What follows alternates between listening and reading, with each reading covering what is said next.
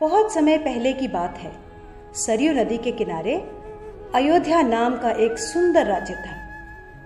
अयोध्या के राजा थे राजा दशरथ। उनकी 3 रानियां और 4 पुत्र थे, राम, लक्ष्मण, भरत और शत्रुघ्न। जब राजा दशरथ ने राम को राजा बनाने की घोषणा की तब सभी लोग बहुत खुश हुए, लेकिन रानी कैकेयी खुश नहीं थी। महाराज, क्या आपको याद है आपने मुझे 2 वचन दिए थे? आज उन वचनों को पूरा करने का समय आ गया है। मेरा पुत्र भरत राजा बने और राम 14 वर्ष के वनवास को जाए। राजा दशरथ की आज्ञा पाकर राम और लक्ष्मण सीता के साथ 14 वर्ष के वनवास के लिए चले गए। पंचवटी में सीता माता ने एक सुनहरे रंग के मृग को देखा। रंग सुनहरा मृग अति सुंदर, सीता मन को भाए, कोई जाए इस मृग को अति शीघ्र ले आए। सीता माता की इस बात को सुनकर श्री राम मृग की खोज में जंगल की ओर निकल गए। बहुत देर हो गई, प्रभु राम अभी तक लौटे नहीं। लक्ष्मण,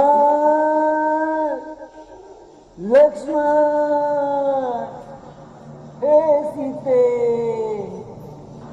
हे सीते।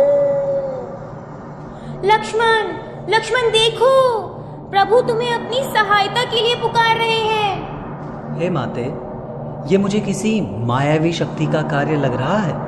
आप चिंतित ना हो, भैया जल्दी घर लौट आएंगे। नहीं लक्ष्मण, मेरी आज्ञा का पालन करो। जाओ, प्रभु को तुम्हारी सहायता की आवश्यकता है। ठीक है माते, किंतु आप इस लक्ष्मण रेखा को पार नहीं करना। रावण को ज्ञान था कि वो लक्ष्मण रेखा को पार नहीं कर पाएगा, इसलिए उसने साधु बनने का ढोंग रचा और सीता माता को उठाकर ले गया।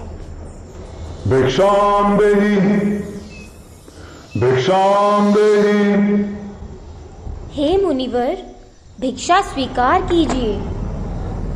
हे देवी, एक साधु का इतना अनादर, घर के द्वार से ही भिक्षा देकर भेजना चाहती हो। जाओ, नहीं चाहिए तुम्हारी भिक्षा।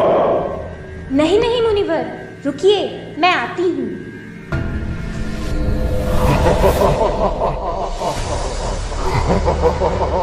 बचाओ, बचाओ, बचाओ, भैया लक्ष्मण, प्रभु राम, बचाओ, बचाओ, हे नाथ, मुझे बचाओ। यह धर्मी पापी रावण मुझे उठाकर ले जा रहा है, बचाओ। राम और लक्ष्मण सीता माता को कुटिया में ना पाकर बहुत चिंतित हुए और उनकी खोज में निकल गए।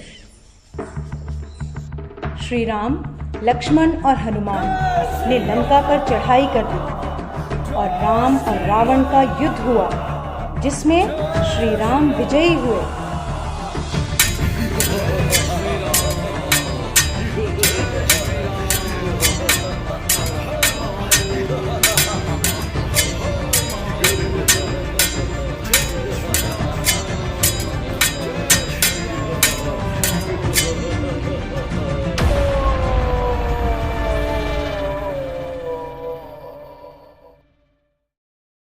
इसलिए इस दिन को विजयदशमी कहा जाता है। यह त्योहार बुराई पर अच्छाई की जीत का प्रतीक माना जाता है।